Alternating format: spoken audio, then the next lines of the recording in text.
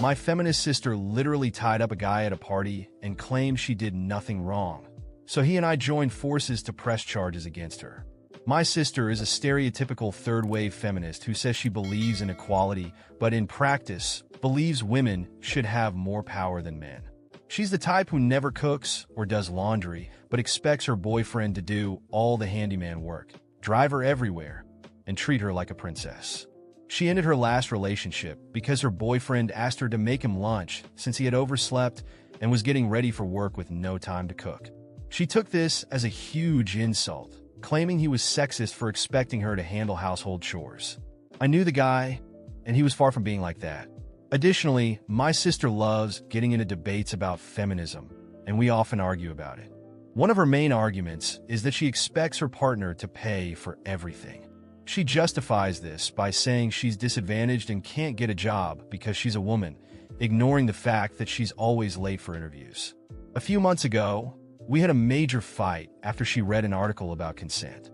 The article stated that if a man has relations with a drunk woman, it's abuse. Many might agree with that, but the article went further. It claimed that even if both are drunk, it's still abuse.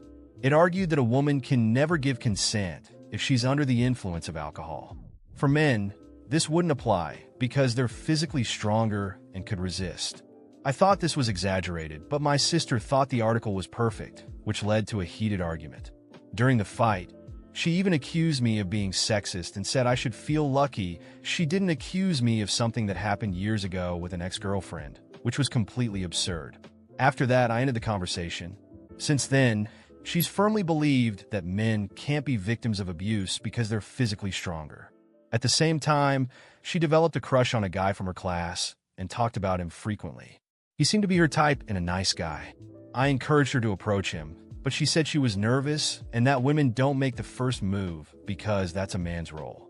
When I asked about equality, she said it was different. Last week, my sister found out that he was also going to a party she planned to attend, and she was excited. The party happened a few days later, and she came home the next morning with a slight hangover.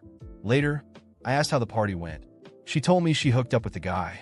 I was happy for her and asked for more details, but what I heard made me concerned. She said that after a few drinks, she finally had the courage to talk to him, and they got along well. Things escalated, but at some point, she lost sight of him and started looking for him. She eventually found him in a room, visibly drunk.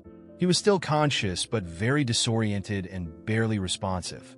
Instead of helping him, my sister decided to take advantage of the situation. She told me she initiated something more intimate with him and helped him feel better in a way you can imagine, even though she noticed he wasn't fully aware. When she told me this, she said she didn't see anything wrong with it. I was shocked and explained that what she did was wrong because he wasn't in a state to give consent, something she herself strongly advocates for. She insisted that women can't be accused of crimes against men because only the opposite is recognized, and that if anyone was harmed, it was her, since she was also a bit drunk, even though he was far worse. I told her what she did was wrong and that I didn't want to talk to her for a while. That night, I reached out to the guy on social media to check if he was okay. He knew I was her brother, and we started talking. He told me he felt very uncomfortable with what happened and was deeply shaken. I shared how my sister talked about the situation, and he was horrified by how she handled it. I asked if he wanted to take action, and he said he was considering legal steps because, although he initially liked her, in that state, he didn't want any interaction. He was hesitant due to fear of not being taken seriously. I supported him and encouraged him to act. In the end, he decided to seek legal advice and asked for my help in sharing what my sister said and how she reacted. I agreed, and now he's consulting with lawyers. I agreed, and now he is speaking with lawyers. I thought that over time, my sister would realize the gravity of what she had done. But no, she continued acting as if nothing had happened. She walked around the house with that air of superiority, as if she were above any judgment. When I mentioned that the guy was about to press charges against her, she laughed. She laughed. Are you serious? Who's going to believe that? Women don't do that kind of thing. Who's going to take him seriously? Especially against me? That sentence hit me like a punch to the stomach. How could someone be so arrogant? Her confidence didn't come from knowing right or wrong, but from the certainty that society would protect her. Days passed, and with my help, the guy filed a formal complaint. He was determined, although visibly nervous. We knew it would be difficult, but we also knew that this couldn't go unpunished. When my sister received the summons, her expression finally changed. For the first time, I saw a trace of insecurity. But as always, she quickly regained her composure. That's when things started spiraling out of control. She made a point to publicize the complaint on social media before any official information was released. She posted a text full of distortions, claiming she was the victim of a sexist persecution. Her narrative was that the guy regretted being with her and, to avoid feeling guilty, decided to accuse her of a crime. And me? I was the traitor, the brother who was supposed to support her, but, according to her, was helping to destroy our own family. Within days, her post went viral. Feminist groups started sharing her story, claiming she was yet another woman being silenced by men. Soon, posters with phrases like "justice for her" and "no means no," even for them, began circulating online. And it didn't stop there. They started attacking me. They found my photos, exposed my social media profiles, and spread lies. They said I had always been sexist, that I always mistreated my sister, and that I was taking advantage of the situation to humiliate her. I received threats, hate messages from people I didn't even know. At first, I thought about staying quiet, but I realized that staying silent only gave more room for lies. If they wanted war, they would get it. I recorded a video. I sat in front of the camera, looked directly into it, and spoke the truth. My name is Thomas. I'm Lawrence's brother. You've heard a lot about me these past few days, and now I'm going to tell you the truth. My sister is not a victim. She committed a crime. She took advantage of someone vulnerable and is now trying to flip the situation. I helped her when she needed it. I was always by her side, but I cannot support a crime. If you want equality, then you need to understand that a crime is a crime, no matter who commits it. If the situation were reversed, everyone would be demanding justice. So why is it different now? I was direct, no sugarcoating. I didn't apologize. I wasn't polite. I was real. Within hours, the video went viral. Unlike what I had imagined, many people began to open their eyes. Comments like, "If we want equality, we must demand justice in every case. And if it were a man, he'd already be in jail. Why is she different?" started appearing. Some radical feminists kept attacking me, but the tide began to turn. People started questioning my sister's narrative. Influencers talked about the case, and the story spread. And then came the day of the hearing. My sister walked into the courtroom with her lawyers by her side and a look of contempt. She still believed she would walk out of there as a victim. But the facts spoke louder. The guy's testimony was powerful. I also testified, telling exactly what she had told me. The prosecution presented the messages, her social media posts, everything. The judge didn't hesitate. She was found guilty. She received a light sentence, but enough to bruise her ego. She was arrested. I thought that would be the end of it, but it wasn't. Protests in the streets grew. Feminist groups began demonstrating, claiming she was a victim of a patriarchal system. They said she was being used as an example to silence women. Banners with absurd phrases, screams of outrage. They even tried to storm the courthouse during one of the hearings. But the worst came from my own family. My parents sided with her. They said I had destroyed the family, that I had exposed my sister to humiliation. My mother cried, saying I had ruined her daughter's life. My father, in silence, just shook his head in disapproval.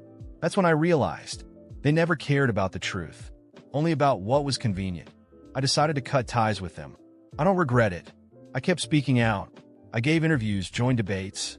I talked about how misinterpreted feminism can cover up crimes and distort the fight for equality.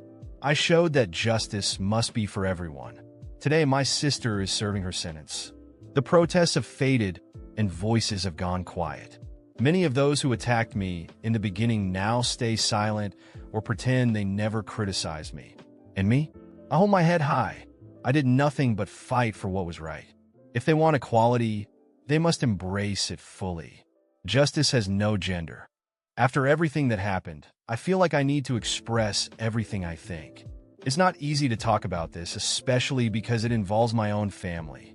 My sister, Lawrence, has always been very vocal about feminist issues. And let me be clear, I have never been against the fight for equality. I truly believe that men and women should have the same rights, the same opportunities, and be equally respected. The problem starts when that fight becomes distorted, when the pursuit of equality turns into an excuse to justify selfish, abusive, and even criminal behavior. The truth is, my sister has always used feminist discourse as a shield to hide her own flaws. It was always convenient for her to say she couldn't get a job because she was a woman when, in reality, she was late for every interview. It was always easy for her to complain that men were privileged while she expected her boyfriend to pay for everything, do all the heavy lifting, drive her wherever she wanted, and treat her like a princess. For her, equality only existed when it was about receiving benefits, never about taking responsibility. And unfortunately, my sister is not an isolated case. There are many people like her. Women who want to demand everything from men but aren't willing to give up anything. Who want equality only when it suits them but run from any consequences when they're wrong. That's not feminism. That's disguised selfishness. It's wanting rights without accepting responsibilities. Lawrence always had ready-made speeches about female empowerment, but in practice, her actions were contradictory. She claimed that women should be independent, but never made an effort to be. She always expected the men around her to do everything for her. She never cooked, never cleaned up her own mess, but demanded that her boyfriend fix any problem in the house, drive her wherever she wanted, and pay all the bills. Whenever someone pointed out this inconsistency, she would immediately lash out, saying she was tired of the patriarchal oppression and that it was her right to be treated like a queen. I always watched these attitudes with discomfort, but as her brother, I tried to let it go. I thought it was immaturity, that she was still finding herself. What happened with Daniel was the last straw. She crossed the line, and even then, she refused to see the seriousness of what she had done. She preferred to hide behind rehearsed speeches, preferred to paint herself as a victim. She said it was impossible for a woman to harm a man in that way, as if she were biologically incapable of committing a crime. And the worst part? A lot of people believed her. But Daniel was the victim. He trusted her, was vulnerable, and she took advantage of that.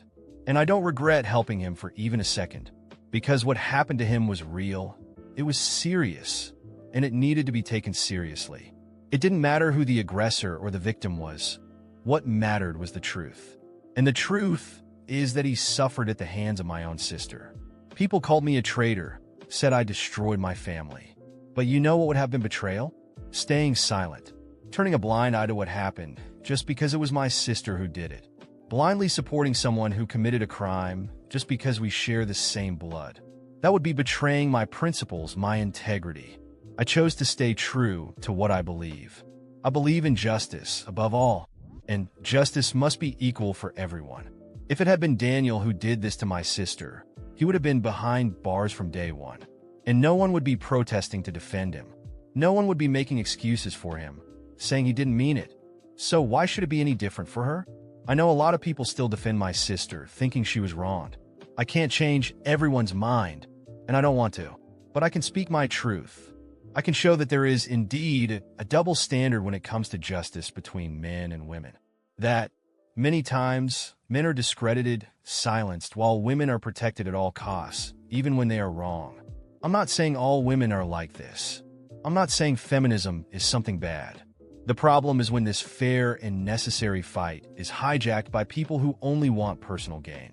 When it's used as an excuse for abuse, for humiliation, to commit crimes and walk away unpunished. I hope that one day my sister reflects on all of this, that she realizes no one is above consequences. Maybe that day will never come. Maybe she will continue to play the victim for the rest of her life. But I know I did what was right. And that's enough for me. Life goes on. Daniel is now trying to rebuild his life, and I truly hope he succeeds. He didn't deserve to go through this. And if my sister was punished, it's because she chose that path. She had every chance to act differently, to behave with respect, but she preferred to believe she was above everything. I have no regrets. If I could go back in time, I would do it all again. Because justice has no gender. Because being a man doesn't mean you have to stay silent. And being a woman doesn't give you a free pass to do whatever you want. That's my opinion, and I will keep defending it. Because if equality is what everyone wants, then let it be complete. Justice for all.